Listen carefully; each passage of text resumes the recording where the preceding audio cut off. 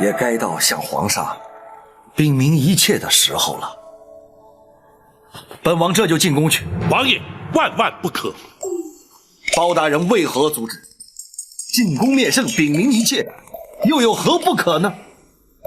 王爷，此事兹事体大，又事出突然，包拯担心皇上一时之间恐难承受。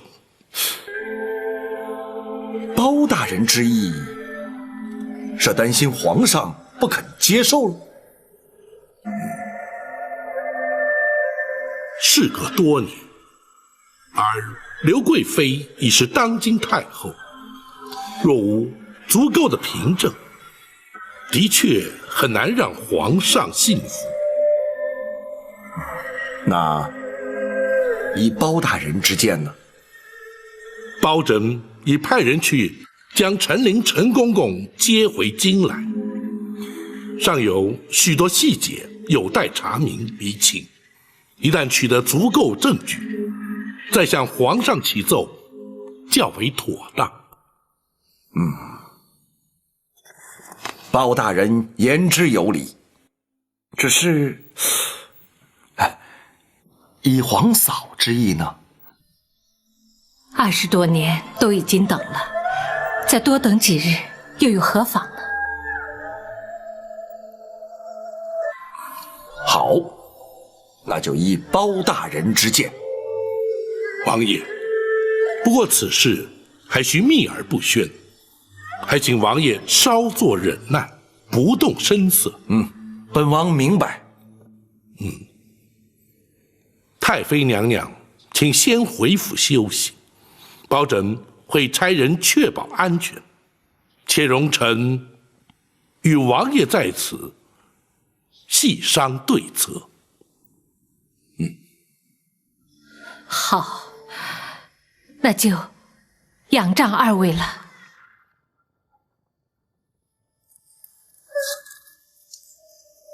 夫人请。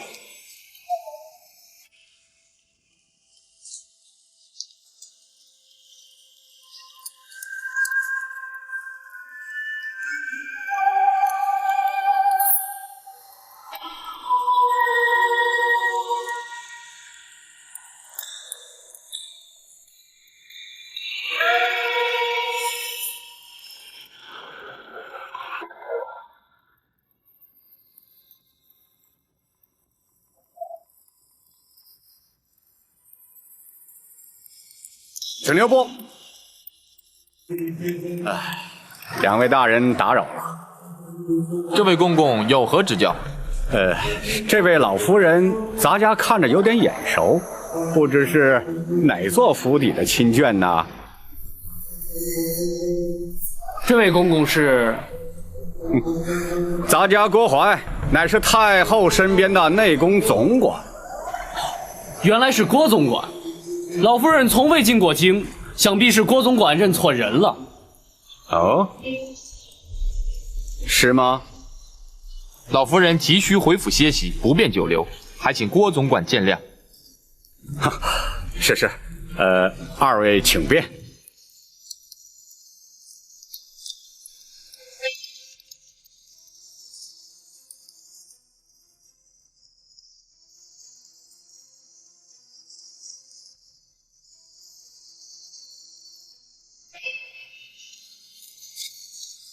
他们是哪座府邸的人？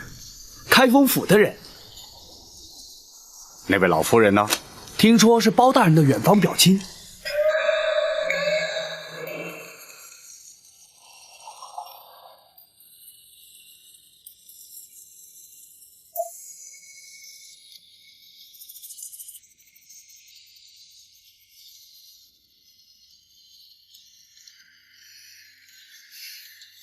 这就是安神露。是，八王爷亲自交给奴婢的，说是只要用上个3、5滴，就会让娘娘安睡到天明。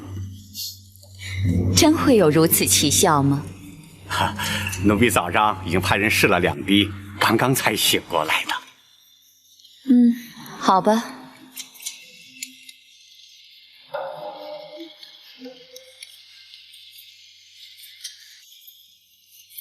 请。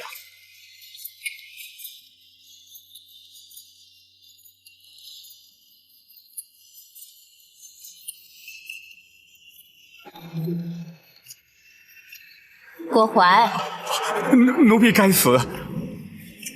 什么事情让你这样心不在焉的？回娘娘，奴婢在想一个人。什么人呢？今儿早晨奴婢去八王爷那求药的时候，路上遇到了一位老妇人。哦，她可是你的旧识啊。哦，不，奴婢只是觉得她的容貌像是谁呀？像是。别吞吞吐吐的好吗？她究竟像谁呀？说呀。像是当年在冷宫里的李贵妃。哎呀，娘娘，奴婢该死，奴婢该死啊！你说她像谁？娘娘，是奴婢一时眼花，胡言乱语。娘娘，您千万不要听进去啊！不，哀家要弄清楚，她真的像李贵妃？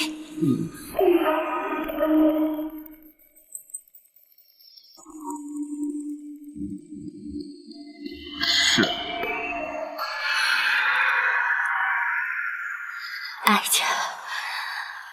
哀家才梦到的，你就见到的。莫非他真的是回来找我了？娘娘啊，李贵妃在20年前就被先皇赐死了，奴婢还亲自见过她的尸首呢，不会错的。他们只是长得相像，一定是别人。那个人是谁家的亲眷？到南清宫去做什么？回娘娘，奴婢打听过了，他是包拯包大人的远房表亲，是去拜见八王爷的。包拯的表亲？这包拯一向是公私分明，从未听说过他曾带亲眷入京。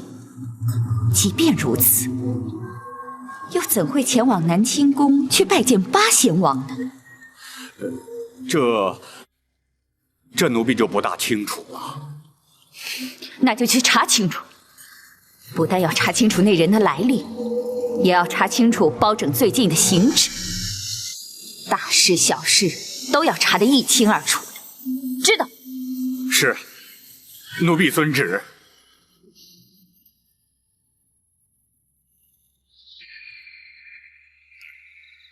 八王爷已经知道太妃娘娘依然健在，想必会在适当时机出面，大人平反此案的机会势必大增。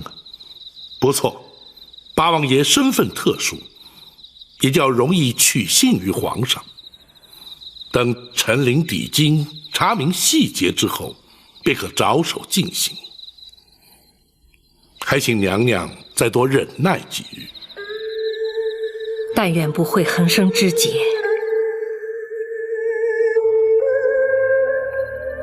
娘娘，此事一直秘而不宣，学生相信不会出现什么意外的。不，哀家认为不会如此顺当。娘娘何出此言？日间哀家离开王府时，遇见一个人。哦，但不知遇见何人？郭淮。郭淮今日的确奉旨去王府向八王爷求药，难道会如此凑巧被他碰上？不错，而且他还将哀家拦了下来。难道他认出了娘娘？岁月催人，娘娘的容颜与昔日必有所差异，应该认不出来才对啊。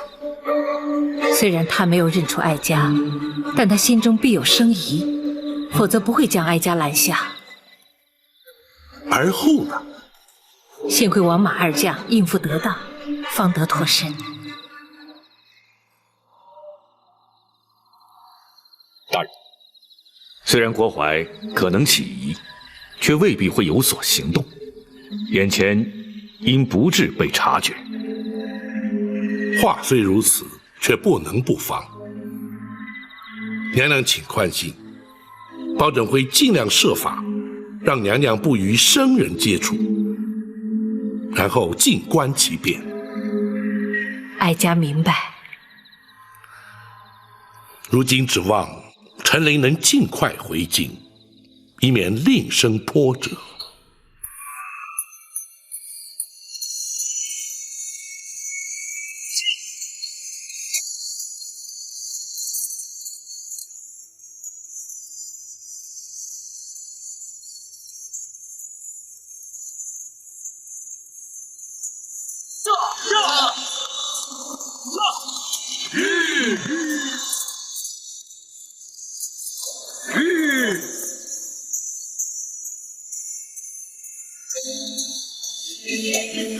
二位为何不走了？公公啊，请留在车里，不要露面。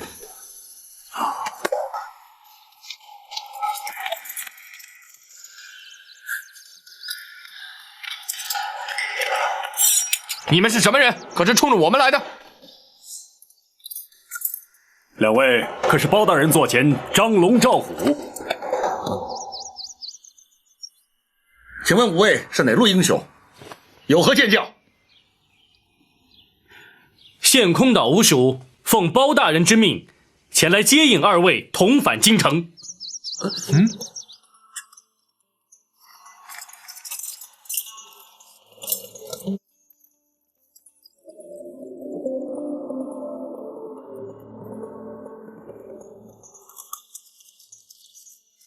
这是公孙先生亲笔信函，请二位过目。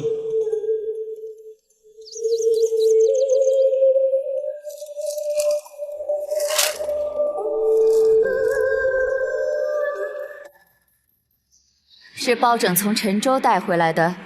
是，包大人陈州督政回京，途经草州桥，在天齐庙放告后，就多出了这位老夫人，说是他失散多年的远房表亲。就算如此，包拯又为何将他带回开封，而且住下不走？怎不将他送往泸州老家呢？这位老夫人现在是双目失明，正在府衙里接受公孙策的治疗。哦，包大人回京后，陆续有江湖人士进府，后又相继离开。包拯审理刑案，难免有涉及江湖草莽之事，这倒也不足为怪。奴婢还打听到，包大人的座前四大侍卫中，张龙赵虎已离京多日，不知去向何方。包拯属下出京办案也是常有之事，还有什么？这其他就没什么了。啊，对了，听宫内掌管宦籍的太监说，包大人曾经去打听过陈琳的下落。陈琳？他打听陈琳做什么？回娘娘，那陈琳自告老归隐之后，就一直再没有消息了。包大人和陈琳素来交好，想必是想去看望他一下。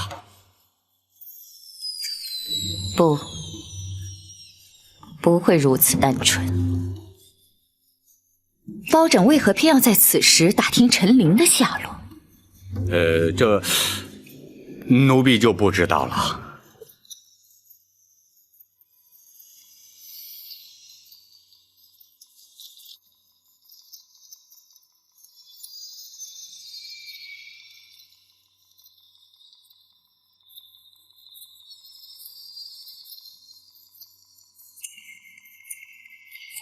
郭淮，奴婢在。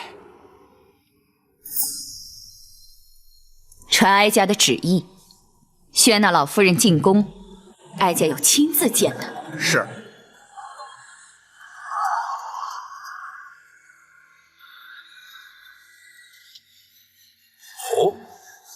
太后要宣老夫人进宫，正是。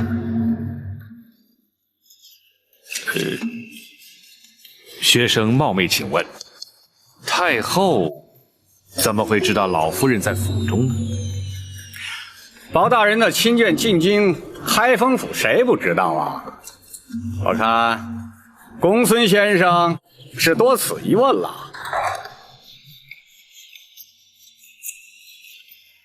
老夫人乃是乡野村妇，不识宫中礼仪，恐有冒犯失礼之处，还请郭总管回禀太后，收回成命，免宣入宫。包大人这话可就不对了。太后娘娘宣昭是何等的荣宠啊！再说这一旨以下，咱家可不敢顶回去啊。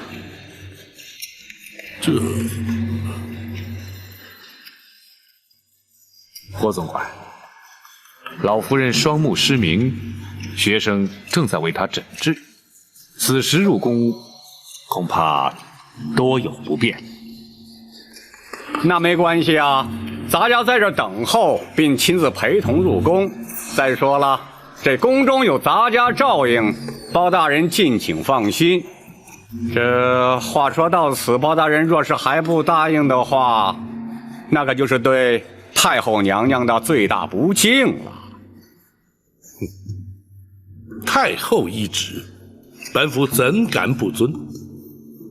烦请郭总管稍后，本府前去禀告老夫人，并略述宫中礼仪之后，再随郭总管进宫。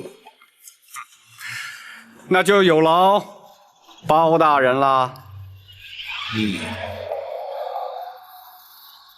没有料到，他们真的盯上了太妃娘娘。大人，难道真的无法回避了吗？太后懿旨，谁敢违抗？太后既然指明要见太妃娘娘，既然是非见不可，只怕是避无可避呀。一旦太妃娘娘进宫，生死便全掌握在太后手中，随时会有性命之忧啊！本府身为外臣，若不奉诏，不得擅自进宫。纵然有心拼死维护，入不得宫，又岂能奈何？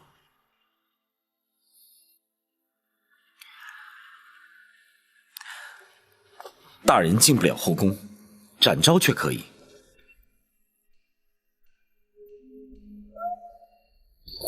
哎，不错。展护卫蒙皇上赐封，御前4品带刀护卫，圣驾当前特许带刀，深宫内院任意行走。倘若展护卫随太妃娘娘前往，任谁也无法拦阻。的确如此。展护卫在，就劳你随侍太妃娘娘奉驾入宫。入宫之后，娘娘的安危就全仗你了。属下誓死保证娘娘的安全，请大人放心。好，如今还得劝得娘娘安心前往，谨慎应对，否则后果仍难逆料。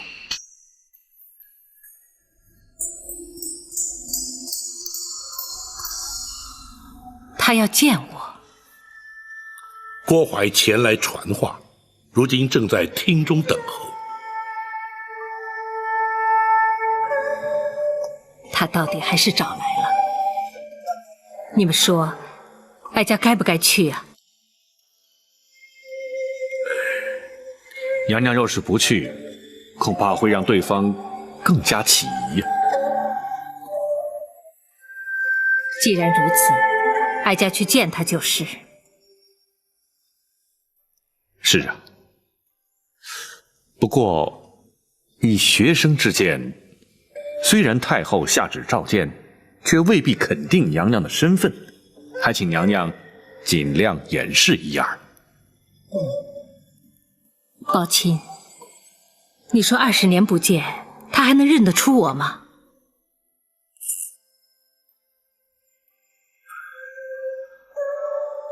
臣不敢断言。哀家明白，这20年来，哀家一直生活在市井之中。若非见到你们，哀家仍然是一个瞎老太婆，她认不出来的。娘娘委屈了。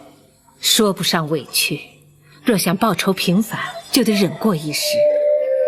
哀家立刻动身。展昭陪同娘娘进宫，请娘娘尽管放心。倘若他真敢有所冒犯，展昭定会拼死护驾。展护卫能进后宫？展护卫蒙皇上特许，不需腰牌宫内行走，任何地方都去得。若是有人图谋不轨，恐怕也得顾忌3分。好，有展护卫陪同，哀家就安心不少。那就有劳展护卫了。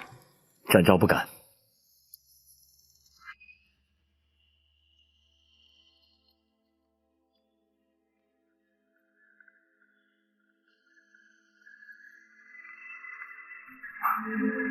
太后存心摆弄威风，却不知老夫人目不能视，全无作用。就由她摆弄吧，不值得计较。待会儿见面时，少不得依礼参拜。无妨，既然来了，老身就是一介市井瞎婆。太后驾到！太后千岁，千岁，千岁！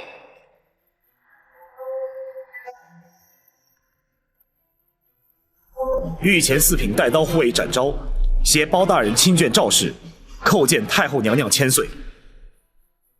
2位平身。谢娘娘。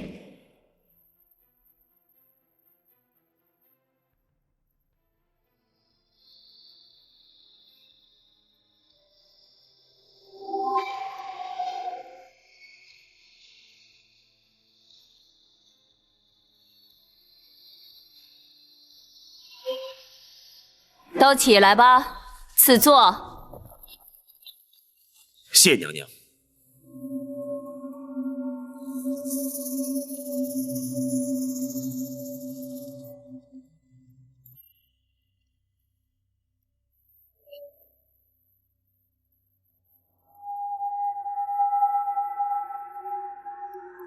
听郭总管说，展护卫执意要陪老夫人一同进宫，是吗？回娘娘，老夫人双目失明，又不知宫中礼仪，包大人特命展昭陪同前来，以免失仪失态。哼，包大人也顾虑太多了。哀家既然宣召老夫人来，自然不会介意是否失态失仪。谢太后。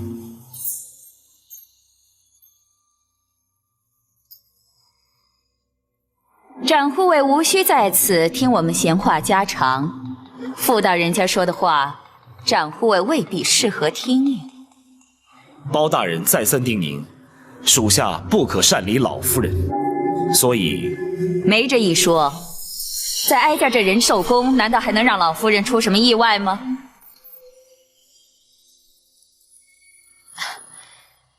要不这样吧。只要老夫人稍有差池，展护卫尽管找哀家负责，如何呀？展昭不敢。哀家不但要展护卫离开，这里除了郭总管留下伺候之外，一个也不留，全都退下。是。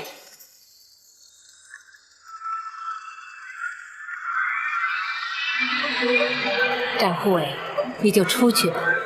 既然太后娘娘不担心我老婆子失礼，你留在这儿也没什么意思，不如到外头轻松自在一些。老夫人，太后不是已经说了吗？如果我出什么事，她会负责。你放心吧，包大人他不会怪你的。啊，要不你就在外面候着，如果觉得有什么不对，你就随时进来瞧瞧，不就得了吗？还是老夫人干脆。展护卫如今可还有话说？展昭不敢。既然如此，展昭就在门外恭候，老夫人若有需要，请随时召唤。展护卫，你就快走吧，我还急着要和太后娘娘说话呢。展昭告退。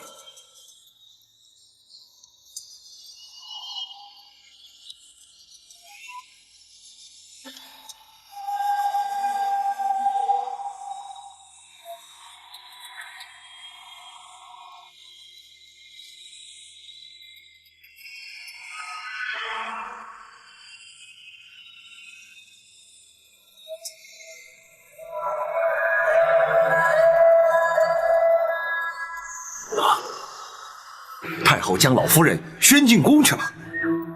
正是。包拯虽借此婉拒，怎奈那郭槐亲自前来府衙接人，只得让老夫人去了。这岂不是羊入虎口吗？若是坚持不去，非但坐实了太后之疑，而且造成抗旨之事，两相权衡，还是让老夫人冒险进宫。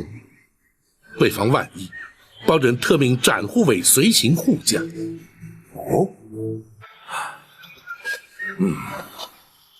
有展护卫随行，谅他们也不敢公然造次。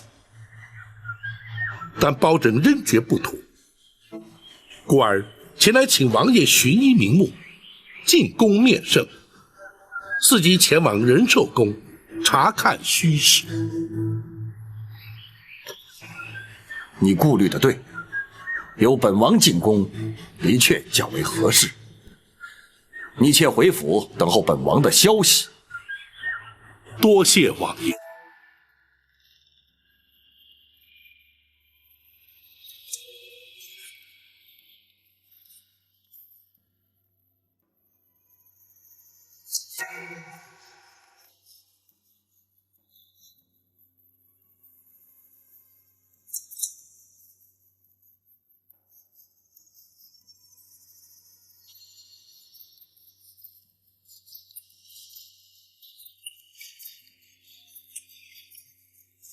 老夫人本姓赵，是。居然与皇家同姓，也是有缘了。不，太后娘娘，赵是天下第一大姓，我是沾了皇家的光。老夫人是包大人的亲眷，但不知是哪一房，哪一脉。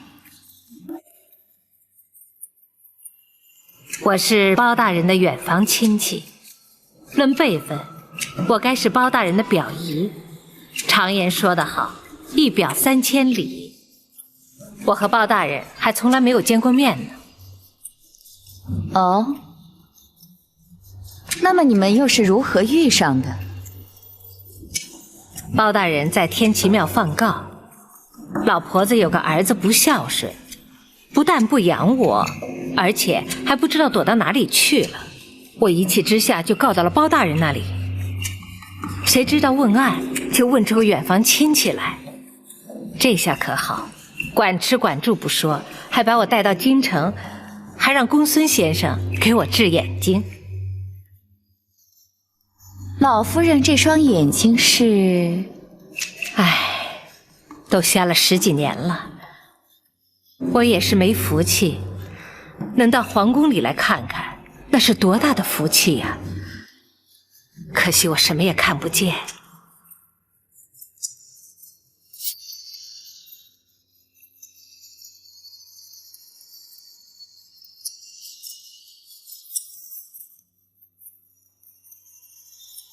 谁？你看得见？哦，原来是郭公公啊！我怎么能看得见呢？只是眼睛瞎久了，我的耳力变得特别好，我是听见有人在我身边。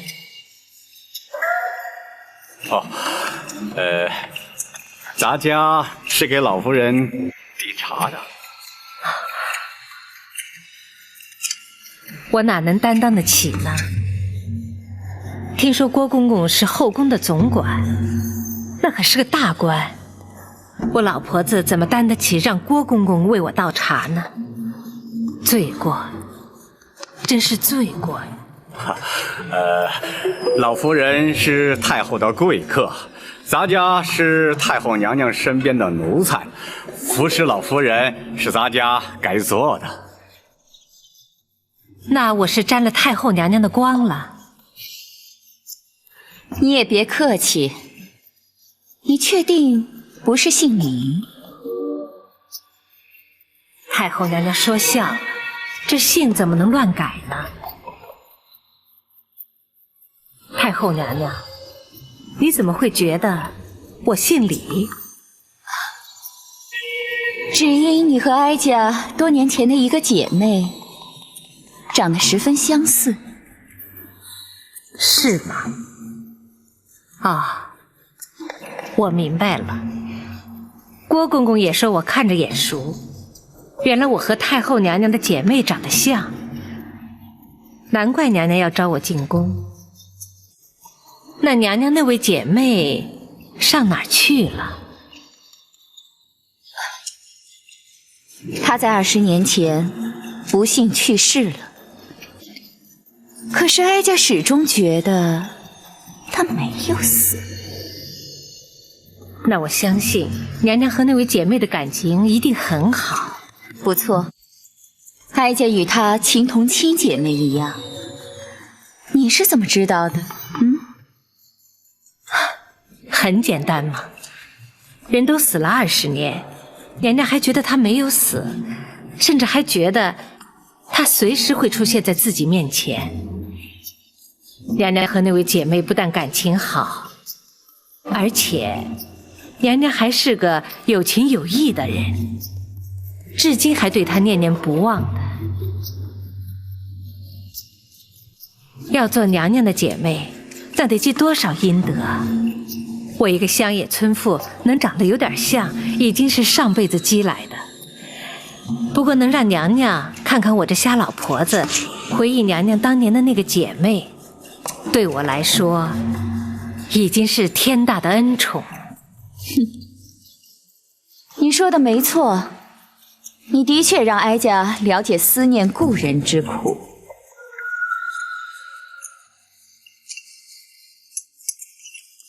谢谢。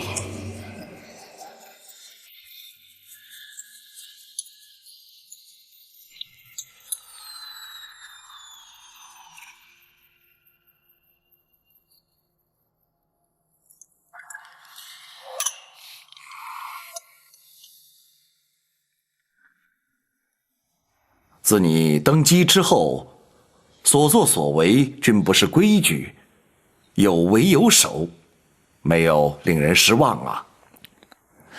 那是父王在年幼之时教诲之功，孩儿一直不敢稍有怠慢。只是父王甚少入宫，孩儿也未能成婚定性，善尽人子之孝。你我虽为父子，但是依照朝廷体制，如今却属君臣，若是经常往来走动，反而不妥。唉，就维持现状吧。只要你一切安好，我就放心了。父王不愿入宫，还是儿臣回府探望吧，也好随时向父王请益。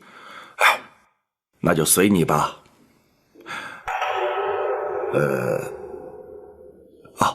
不知太后情形如何？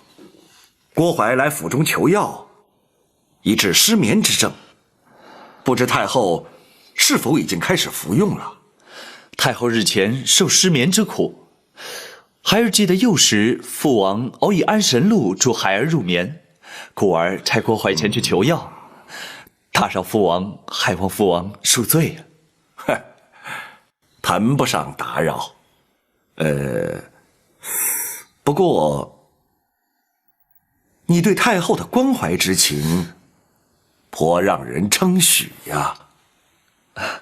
生育养育皆是恩情，孩儿不敢忘父王的生育之恩，亦不敢忘太后的养育之情。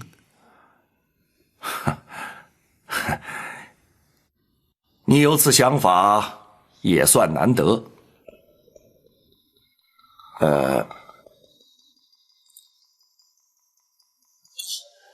安神路虽可助眠，却不宜多服。哎，既然进宫了，也就顺便去看看太后，也好当面嘱咐。孩儿也正要去探问太后服药成效如何，父王何不一起前去？哦，如此甚好。来人，奴婢在。拜驾仁寿宫。是。老夫人，请用点点心吧。啊，谢谢。别见外，吃一点吧。啊，这是哀家特地为你准备的。谢谢。哀家相信你一定喜欢吃。来。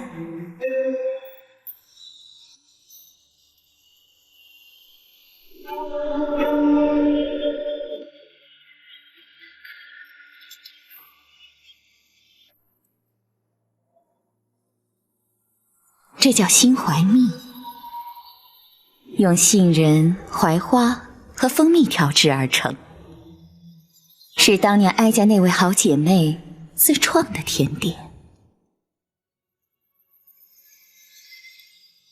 好吃吗？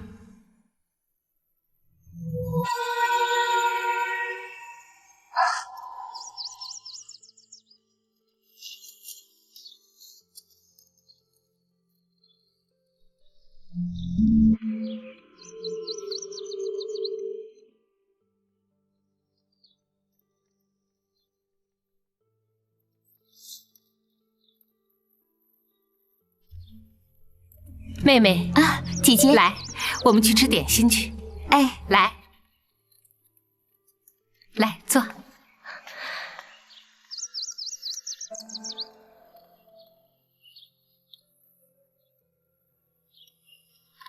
妹妹，你尝尝。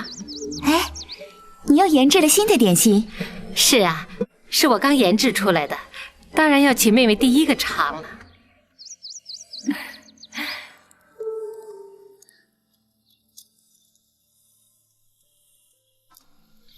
好吃吗？有淡淡的花香，有点苦涩。不过饼心却是甜的，真的很好吃。你是怎么做的？这是5月初开的槐花，带皮的杏仁，再加上断花的蜂蜜，用栗子面揉合以后再烤出来的。这么好吃的点心，有名字吗？有啊。采用食材的名字就是姓怀蜜3个字的谐音，心怀蜜，就是心里揣着甜甜的蜜。心怀蜜，姐姐是不是要献给皇上的？不，这只是做给我们姐妹俩吃的。为什么？因为这是我们姐妹共同的写照。我们刚进宫的时候，就像初开的槐花，洁白美丽；而在宫中的日子，就像杏仁一般苦涩。不过，只要我们安心的待在宫里，总有一天会得到皇上的宠幸，往后的日子就会像蜜一样甜。姐姐，姐姐只教给你做法，也只做给你一个人吃，记住。这可是我们姐妹之间永远的秘密。从此以后，哀家学会了做这酥饼。20年前，当哀家那位姐妹过世之后，哀家才下旨宫中御厨学着做。可是这心怀蜜只给哀家一个人吃，甚至连皇上都没有尝过。因为哀家曾经答应过他，这是我们俩之间永远的秘密。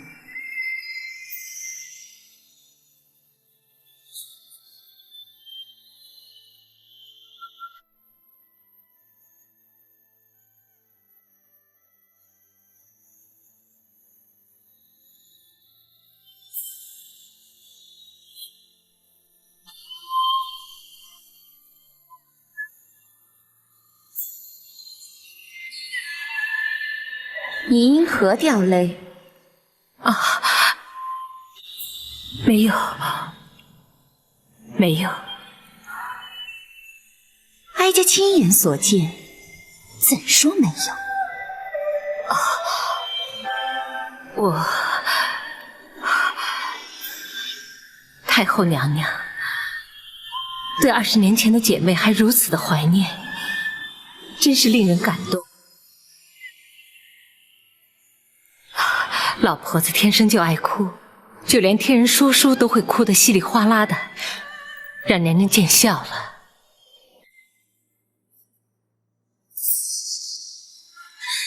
老夫人也太多愁善感了。如今故事说完了，老夫人也哭过了，现在可以吃点心了。这点心，娘娘一向是不给别人吃的。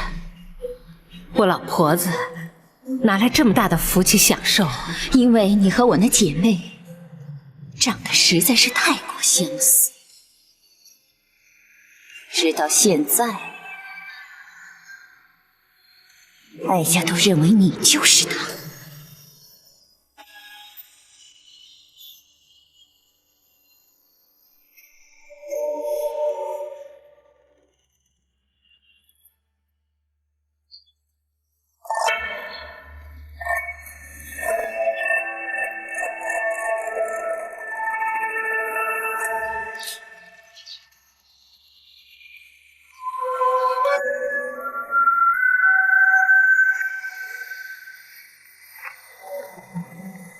展昭叩见皇上，八王爷。展护卫平身，谢皇上。展护卫为何会在仁寿宫外？展昭陪同包大人亲眷赵氏，奉太后懿旨进宫。哦，太后宣老夫人进宫，展护卫为何不在一旁陪伴？太后与老夫人闲话家常，命展昭在宫外候命。那就随朕一起进去吧。谢皇上。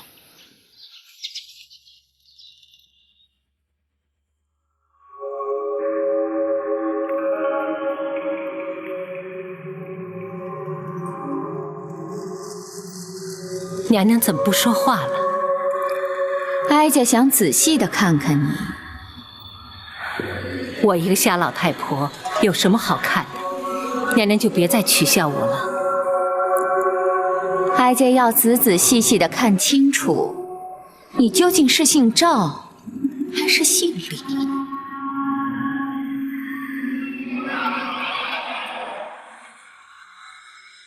皇上驾到！奴婢叩见皇上八王爷。平身。儿臣参见母后，望母后病体早愈。免礼。皇上来仁寿宫，怎不先通知一声？八贤王又怎会联袂而来？父王得知母后患有失眠之症，特来探望。哦，哼，自从哀家迁进这仁寿宫，八贤王可是头一回来。惭愧，本王不敢贸然前来打扰太后，没想到却失了君臣之礼，还请太后恕罪。千万别提什么君臣之礼，八贤王乃是先皇玉帝，又是皇上的生父，既是一家人，又何必拘礼呢？你能来看看哀家，哀家高兴还来不及呢。多谢太后不罪之恩。本王是来提醒太后，那安神露虽可助眠，却不宜服之过量，否则恐对凤体有伤啊。难得八贤王如此细心，哀家感激不尽。这位就是包大人的亲眷吗？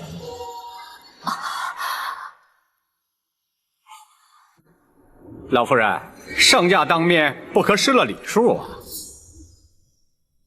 啊！天下百姓乃是皇上的子民，我老婆子理当大礼参拜。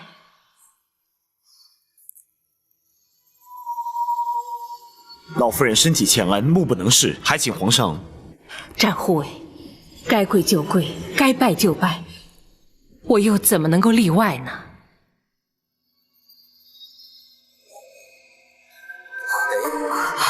老夫人请起。老夫人是包大人亲眷，又是母后宣召入宫的贵客，这些繁文缛节就免了吧。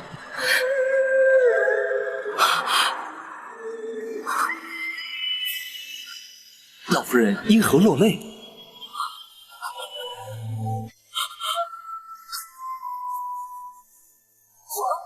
皇上，我是心里难过。老夫人有何伤心之事？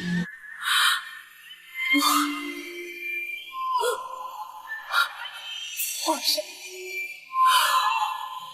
我听说皇上不是太后娘娘亲生，可是却对太后娘娘小心丝毫不减。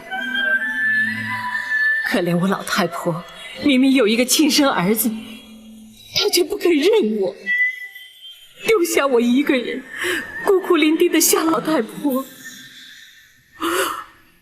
皇上，我怎么能不伤心不难过？竟有此事？难道包大人对此事就不闻不问吗？回皇上，包大人正在着手追查，一旦查明，自会还老夫人一个公道。如此不孝之人，休说朕不放过他，便是天地之间也难容他。战护卫，转告包大人，务必尽快查办此事，以安老夫人之心。展昭遵旨。皇上，老夫人进宫已久，未免包大人挂心，臣敢代老夫人请辞出宫回府。哀家许久没见外人了，老夫人难得进宫，就留宿一晚。明日一早，哀家再派人送老夫人回府。哀家坚持，展护卫可以先回去禀明包大人。惠娘娘，展昭奉包大人之命随侍老夫人，不得擅离。既然太后留下老夫人，展昭也留下陪同老夫人，请太后恩准。展护卫留下照顾老夫人也好，以免包拯担心。谢皇上。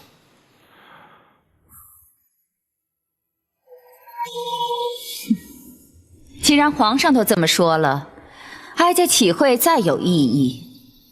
只是包拯那里……不妨。本王正好要去见包大人手谈一番，就由本王代为转告吧。谢八王爷。郭槐，奴婢在。收拾一间肃静的厢房，安排老夫人过夜之用。是。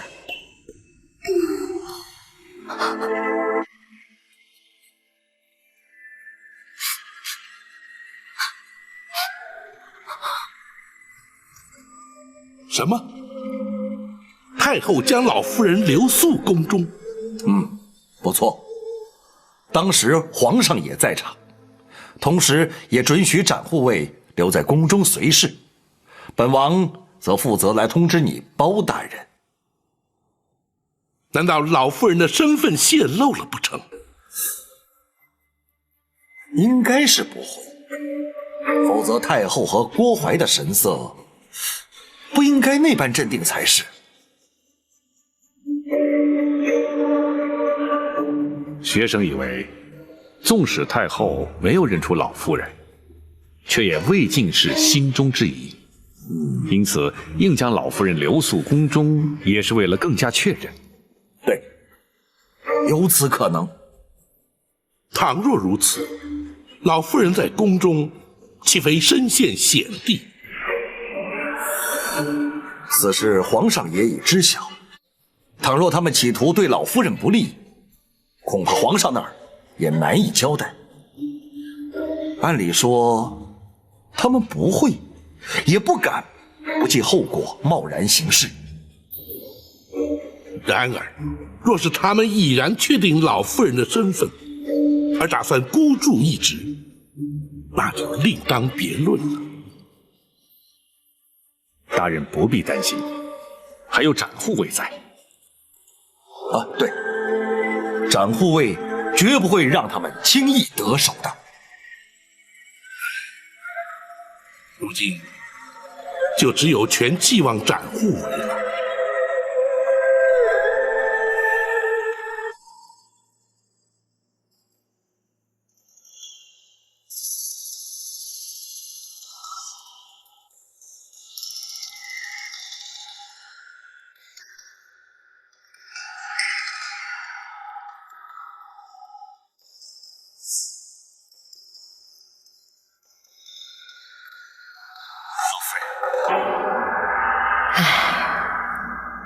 东盼西盼，早盼晚盼，盼了20多年，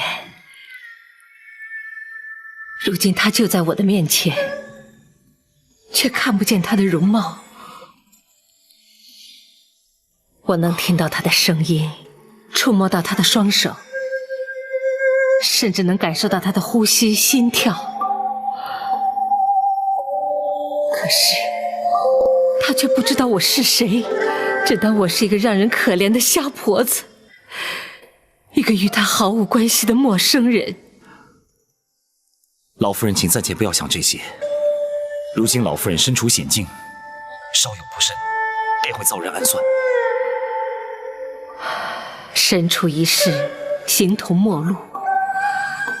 若是不能母子相认，就算是躲过所有的危机险境，又有何意义呢？老夫人切莫气馁，包大人定会为老夫人洗雪沉冤，到时候老夫人必定会母子团圆。可是老夫人必须谨慎小心，安然度过危机，才能如愿以偿。唉，若不是盼着这一天，我早就不眷恋这悲惨的人世了。展护卫，你有什么话就尽管说吧。太后将老夫人留宿宫中，想必是另有所图，请老夫人暂且忍耐，及早就寝，一切交由展昭应付即可。好，一切就依你。无论夜间有何动静，都请老夫人闭门不出，展昭自会在屋外守候。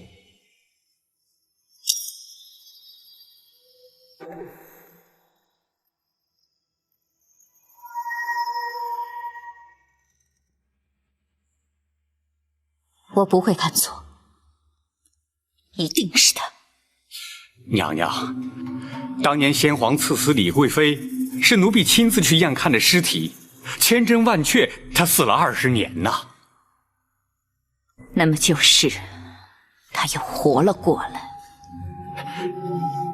娘娘啊，这人死他焉能复生啊？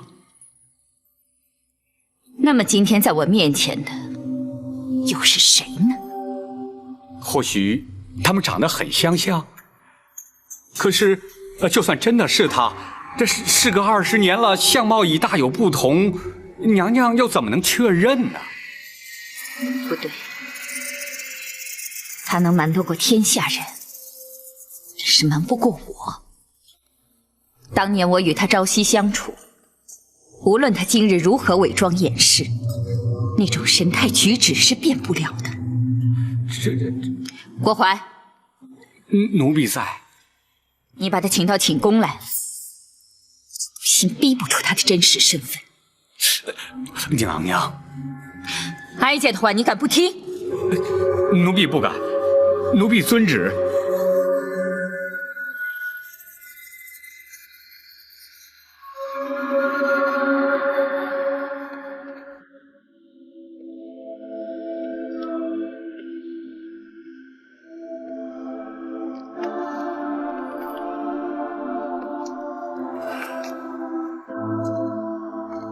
大人，公孙先生，大人仍在为太妃娘娘担心吗？展护卫虽在娘娘身边，然而后宫全在太后与郭槐的掌控之中。本府担心的是，明枪易躲，暗箭难防。大人不必担心，展护卫武艺高强，胆识过人，想必定会保得娘娘安然无恙。单凭武功不足为事，展护卫需要的是斗志，而非斗力。说是娘娘的安危，实则却是正邪善恶之争。胜，则是公理正义之胜；败，则是天道人性之败。本府虽知展护卫必能妥善应对，却仍难免挂记于心呐。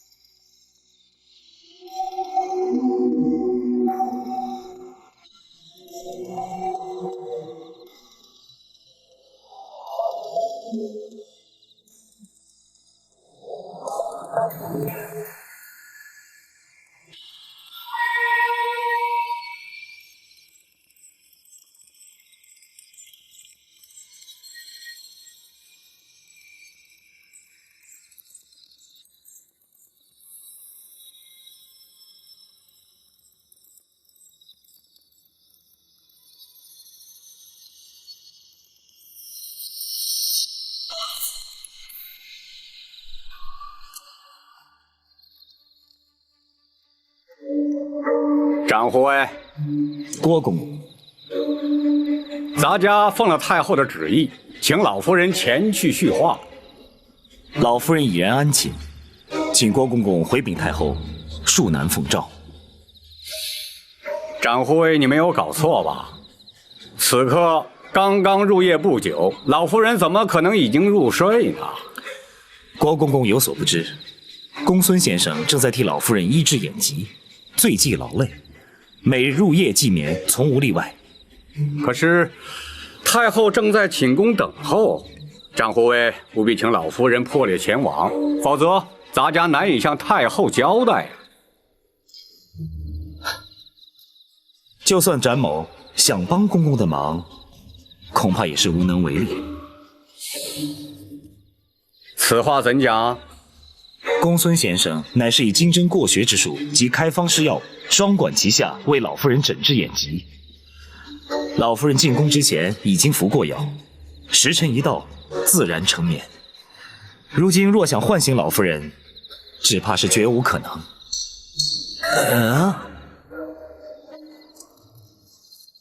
郭公公还是尽快回去禀奏，免得太后哭等。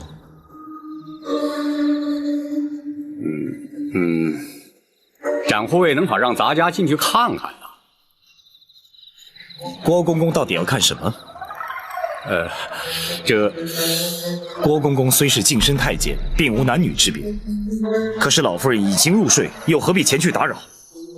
除非你不相信展某。不，展护卫言重了，咱家是奉太后旨意而来，若不进去看看，如何向太后交代？说来说去，你还是不相信我吗？展护卫，见谅了啊！咱家今天是非看不可。展护卫，咱家可是奉太后的懿旨而来啊！展昭也是奉了皇上的口谕，留在此地照顾老夫人的。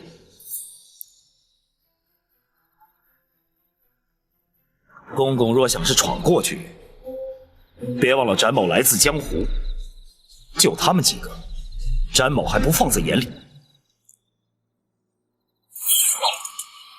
想试试？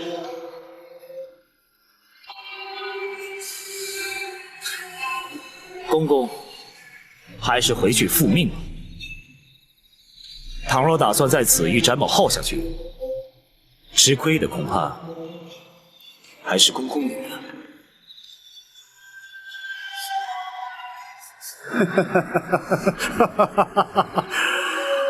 张护卫，千万不要误会，咱家只是为了向太后有个交代。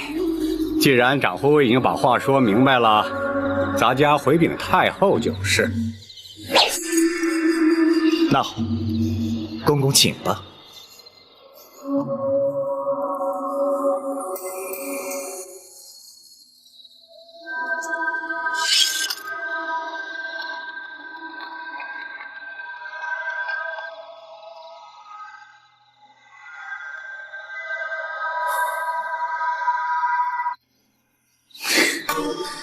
好个大胆的展昭，竟然敢和哀家作对！也许他说的是实话。不可能，他们是做贼心虚，想躲开哀家，偏就让你躲不了。郭淮，奴婢在。随哀家一起去，看他敢不敢拦阻哀家。娘娘请息怒，请听奴婢说几句话。你说，展昭他虽然从中作梗，但他的话多少总占个理字。皇上的确让他留下来照顾，至于是否真的吃了药沉睡不醒，这个谁都不能证实。娘娘您如果真的要去，恐怕也不能这样理直气壮啊。这后宫是哀家的后宫，哀家不需要向任何人说理，惹恼了哀家就硬闯。娘娘，那就更使不得了。展昭在江湖上人称南侠，皇上又赐他为御猫。他的武功高强，谁也难敌呀！哼，难道他有3头6臂？哀家请后宫之力，就不信凭他一个人能应付得了？娘娘，这样如此一来，是不是就扰得人尽皆知？若是惊动了皇上，问明缘由，娘娘，恐怕这就很难自圆其说了。娘娘，您无非是要弄清楚那虾婆的真正来历。其实这也不急于一时啊，只要是错过了今日，奴婢一定会明察暗访，定会尽释娘娘的心中之疑。若不是心虚，又何必躲哀家呢？他越是如此，越让哀家确信一定是他。娘娘，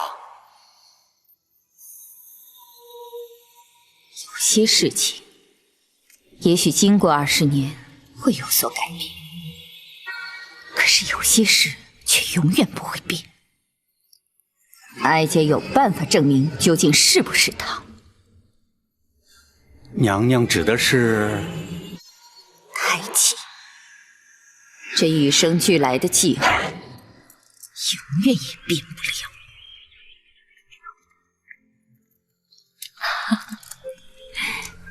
姐姐这头秀发真漂亮，皇上见了一定会喜欢。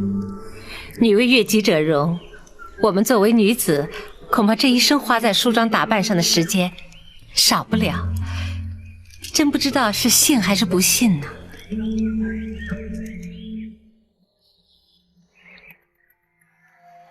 哎，姐姐，你颈后的这个心形图案好美哦，是谁替你画的？傻妹妹，这不是画的，这是胎记。真巧，胎记能生成这么美的模样，可惜我自己都看不见。没关系的，姐姐看不着，就留给皇上看呗。妹妹，你看你又在取笑我了。那胎记生在后颈发根处，无论多少岁月，也不会让它消失。只是平日会被头发遮盖，难以察觉。娘娘是想从胎记上来证明她的身份？展昭占个理字，哀家也占个理字。就算是个瞎婆，也得梳妆打扮才不失礼。展昭是男子，而他有双目失明。派人替他梳妆，谁也无话可说。是，奴婢一定派个手巧的宫娥去，一旦看清楚了，立即回禀娘娘。到那时你再来和哀家争辩，究竟是不是他？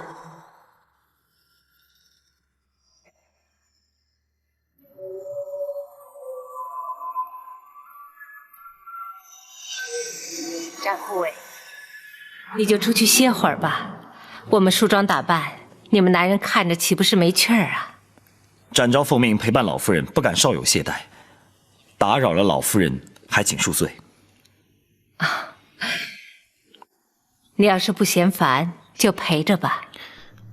嗯。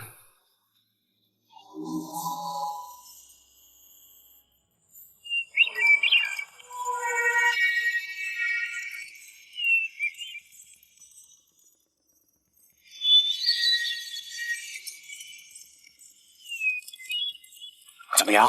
有什么？你确定啊？确定。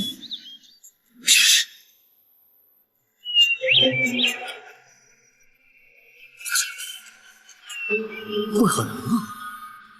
他明明早就死了。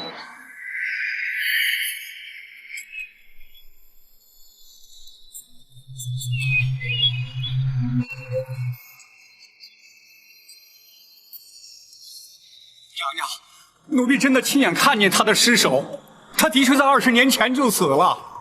难道他又活过来了？那就让他再死一次。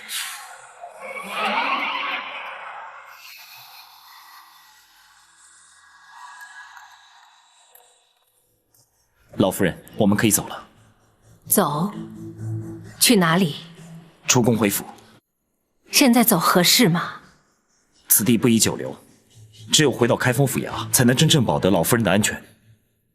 好，那就请展护卫带路。是，请。啊。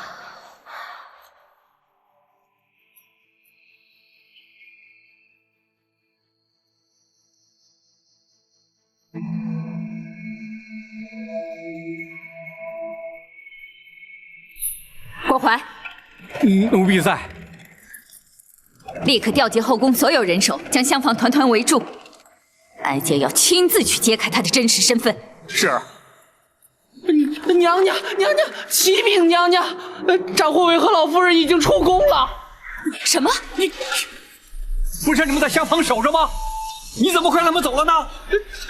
展护卫坚持要走，我奴才拦不住呀。你立刻去追，不能让他们离开后宫。是。启禀娘娘，包大人亲自带着人在宫外等候，已经把老夫人接回开封府了。啊！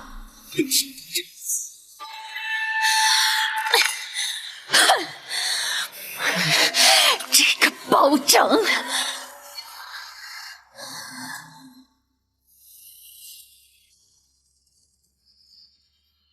娘娘受惊了。幸亏有展护卫陪同，否则哀家怕真是出不了后宫了。展昭只是略尽本分而已。难道娘娘的真实身份被他们认出来了？其实他心中一直在怀疑，所以才会这样百般试探。不过哀家矢口否认，相信他也无法证实。娘娘虽然侥幸暂离虎口，但太后必定心中生疑。然而在陈琳抵达京城之前，还必须与他周旋。包拯除了会确保娘娘的安全之外，还请娘娘再做忍耐。哀家明白。宝清，臣在。我今天遇见他了。娘娘是说皇上？不错，他的声音和蔼可亲，双手厚实温暖。如果有一天，当他知道我就是他的亲娘，娘娘请多做忍耐，终有一日，皇上会明白的。好，全仗包钦为哀家平反。臣身为朝臣，义无反顾。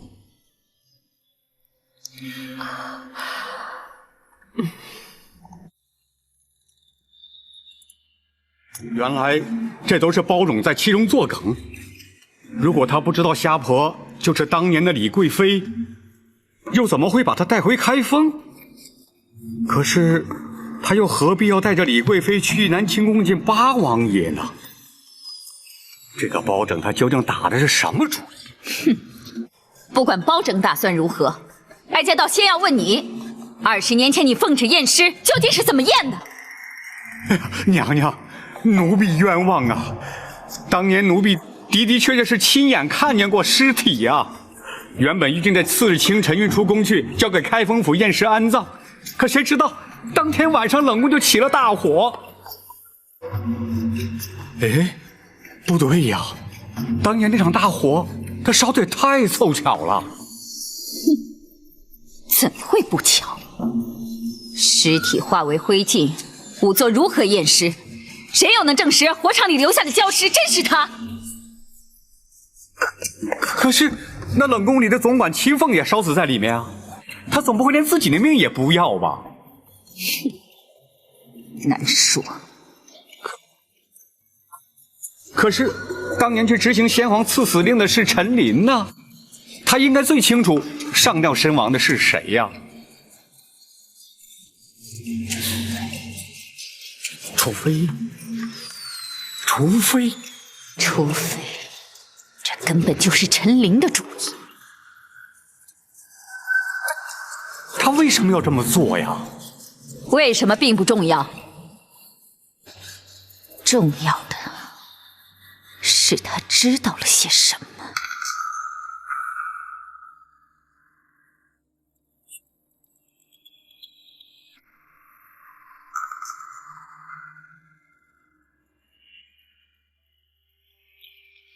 谢谢的东西。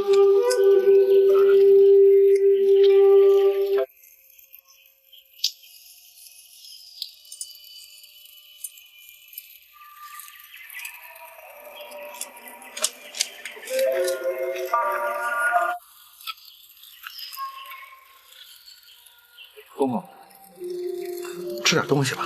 对，吃喝完毕，我们还要赶路呢。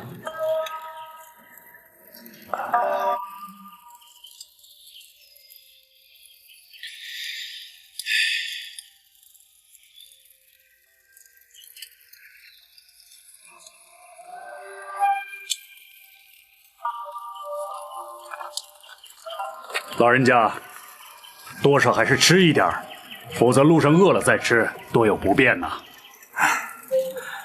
多谢几位英雄前来护送，实在是愧不敢当啊！您是包大人的重要人证，在下兄弟奉包大人之命前来保护，又何必言谢？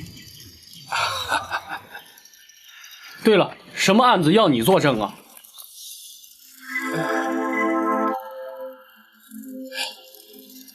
这事关重大，请恕我不便说呀。那有什么？难道我们几个兄弟还会四处瞎说吗？这好了，四弟，包大人的案情我们不需要知道，何必让老人家为难呢？不错，四哥，你我唯一的任务便是让老人家安全无虞地回到京城。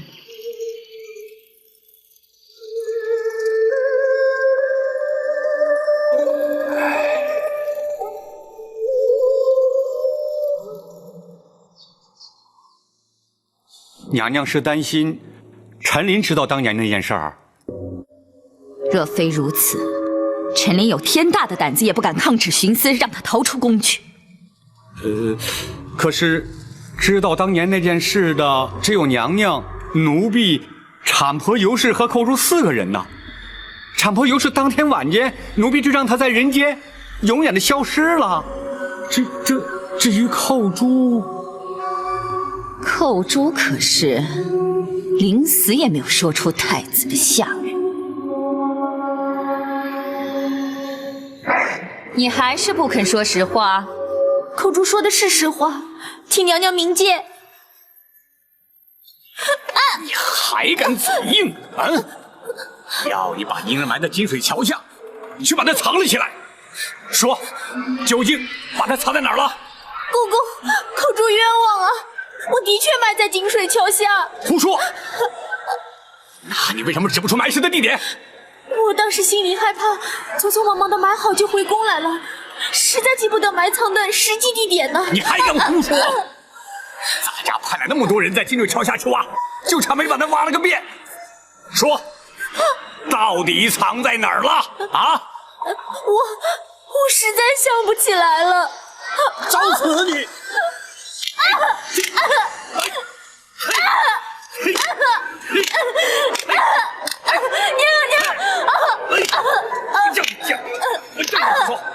娘，公主冤枉啊！好了，别打了，让本宫再问问。是。口珠，娘娘，你是我金华宫的宠玉，一直跟在本宫身边。这些年来，本宫待你如何呀？回娘娘，口珠自小进宫，直到入了金华宫，跟着娘娘，才不受其他宫人欺负。娘娘对口珠恩重如山。难得你还知道感恩。这狸猫换太子之事，乃是极端机密。若你不是本宫心腹，本宫也不会让你参与其中的。娘娘信任口珠，是对口珠的恩宠。那么，你就是这样来报答本宫的吗？娘娘，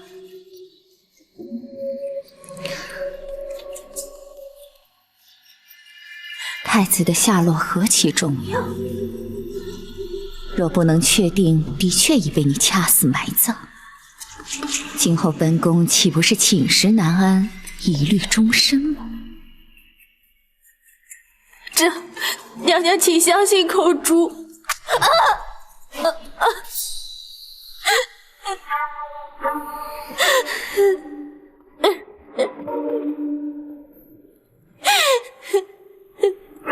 你要本宫如何相信？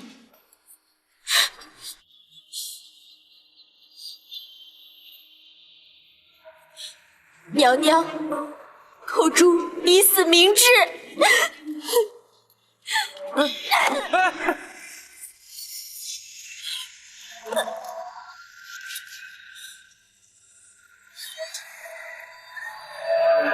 请娘娘安心。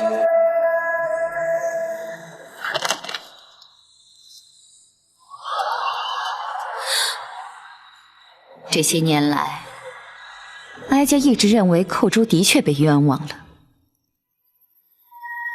可是如今看来却又未必。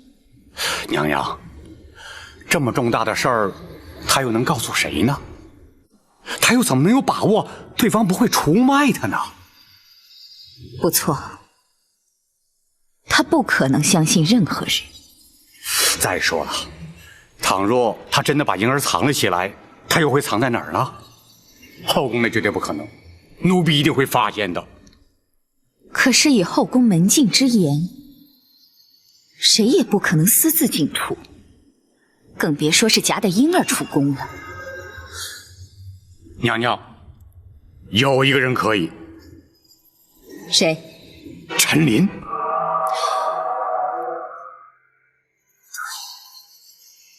当时他是首领太监的身份。娘娘啊，奴婢虽不受他管，但也得敬他几分。他出入宫门，不但无需通报啊，也没有任何人敢去阻拦检查呀。奴婢想起来了，当天寇珠抱的婴儿走出去后，奴婢亲自送产婆尤氏出宫，并且安排人手在城外将他灭口。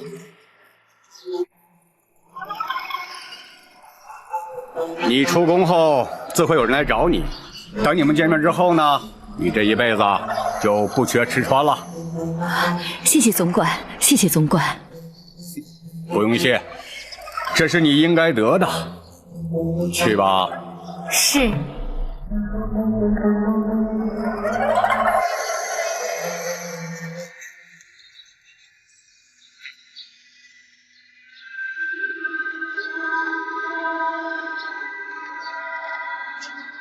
哎，陈公公，你这是急着忙什么呢？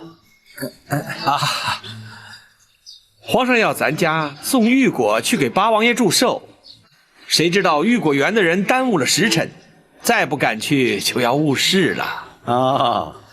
既然如此，那陈公公就赶紧请吧。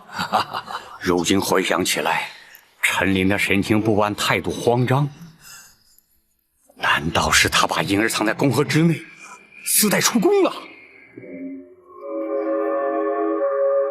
不会错，定是如此。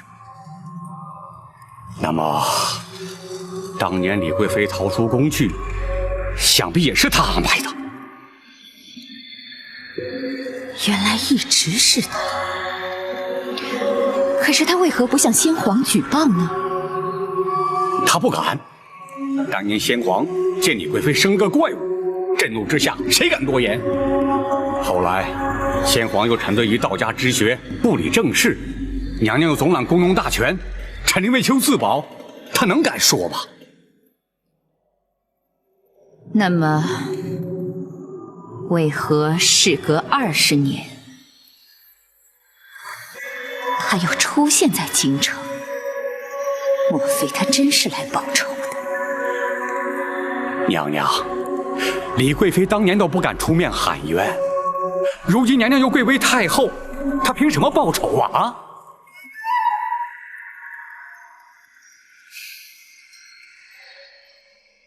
难道是因为包拯？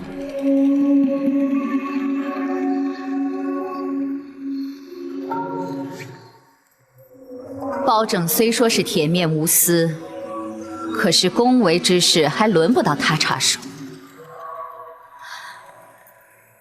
哀家明白了，是八贤王。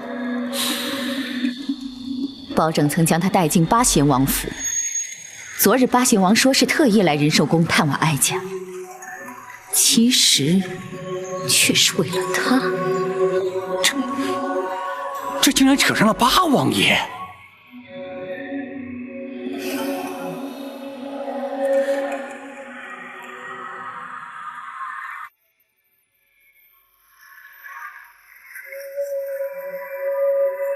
看来如今所面临的，乃是前所未有的危机。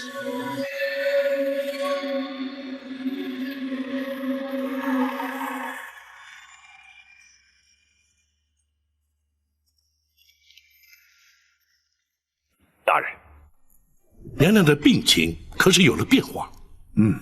宝琴，哀家现在已经能够看到光亮了。太好了，公孙先生可否略作说明？是。娘娘这几日施针用药，从未间断过。若论医理，此时最忌情绪激动。可是娘娘的情形却恰恰相反。娘娘入宫之后，因与皇上相见而难抑激动之情，想不到体内运行之气竟借泪水把久滞的经脉打通了。公孙先生是说，娘娘双目复明已确有可能。正是，而且随时都可能会发生。没想到娘娘因祸得福，可喜可贺。还有赖公孙先生妙手回春，学生不敢居功。这也是老天垂怜，让哀家能够亲眼目睹20年沉冤昭雪。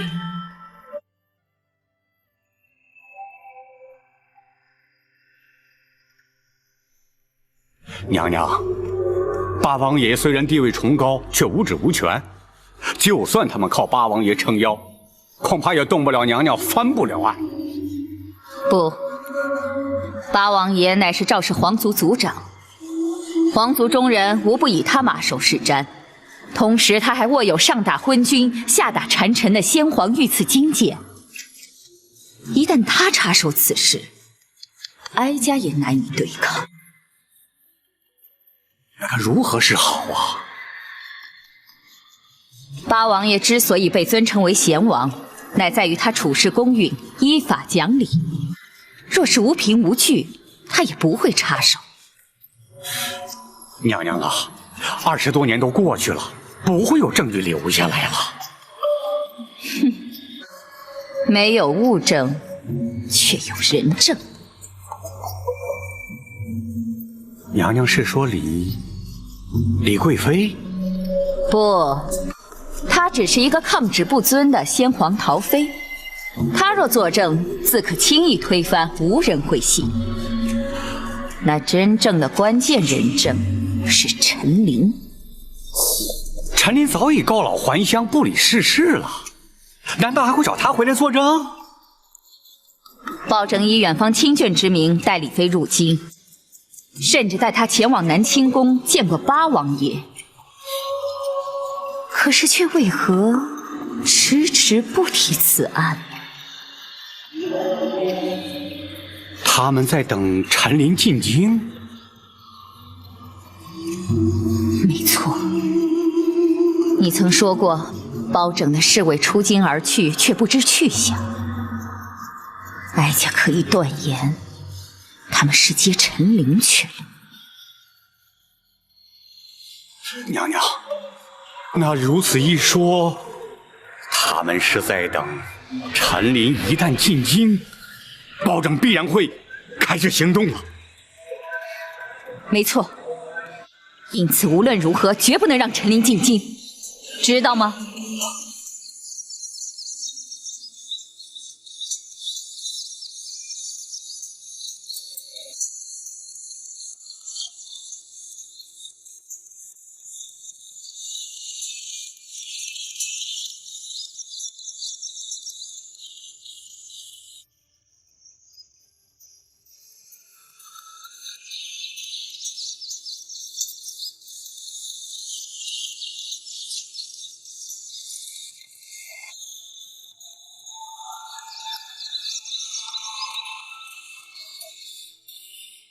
大人，老夫人的康复情形很好，现在已安然入睡。太后的疑虑未消，危机随时会现，虽在府中，仍需严加防范呐。是，王朝马汉带人在厢房外守护，展护卫则藏身暗处，紧急之时可立即支援。好，此时不能出半点差错，否则非但不能替老夫人平反，甚至可能因此而惹祸上身。是，学生会多加留意。陈琳何时可到？依行程估算，明日便可抵达。倘若太后对老夫人疑心不减，甚至可能连陈琳回京都会被他们察觉。万一……大人无需担心，陷空岛无属，可抵数百精兵，保陈总管回京，必定万无一失。